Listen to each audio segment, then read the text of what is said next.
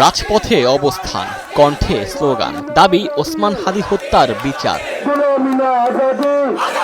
আমরা স্পষ্ট ভাষায় বলতে চাই, আমরা হাদী হত্যার বিচার চাই। চট্টগ্রামে বিক্ষোভ কর্মসূচিতে অংশ নেন শিক্ষার্থী সহ নানা শ্রেণী পেশার মানুষ।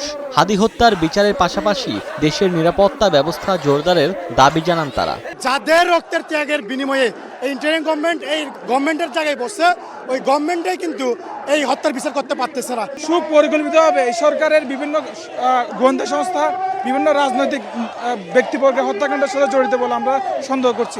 অতি দ্রুত ভারত থেকে হাদের খুনিকে বাংলাদেশে এনে বিচারের আওতায় আনতে হবে, তাছাড়া এই ইস্যুটাকে দামাচাপা দেওয়ার কোনো সুযোগ নেই। আন্দোলন হয়েছে সিলেটেও। নগরীর চৌহাট্টা এলাকায় রাস্তা আটকে বিক্ষোভ করা হয়।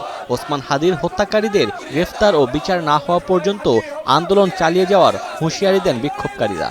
আমাদের হাদী ভাইয়ের যে কোনো মূল্যে, যে কোনো শর্তে আমাদের হাদী ভাইয়ের খুনিদেরকে বিচারের আওতায় আনতে হবে। সঠিক বিচার হোক, খুনিদের বিচার হোক, এইটাই আমাদের দাবি ভাইয়া। হাদী হত্যার বিচার হবে না ততক্ষণ পর্যন্ত আমরা রাজপথ থেকে নামবো না ইনশাআল্লাহ। একই দাবিতে রাজশাহীতেও হয়েছে বিক্ষোভ।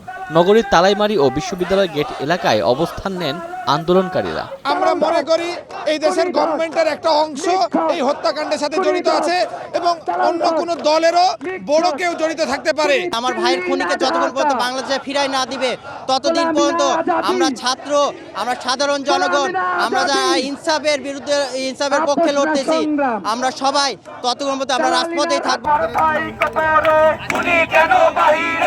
নারায়ণগঞ্জে ঢাকা চট্টগ্রাম মহাসড়ক অবরোধ করে হয়েছে বিক্ষোভ। এছাড়া বরিশাল সহ বিভিন্ন স্থানে হাদী হত্যার বিচার দাবিতে ইনকিলাব মঞ্চের বিক্ষোভ অনুষ্ঠিত হয়েছে।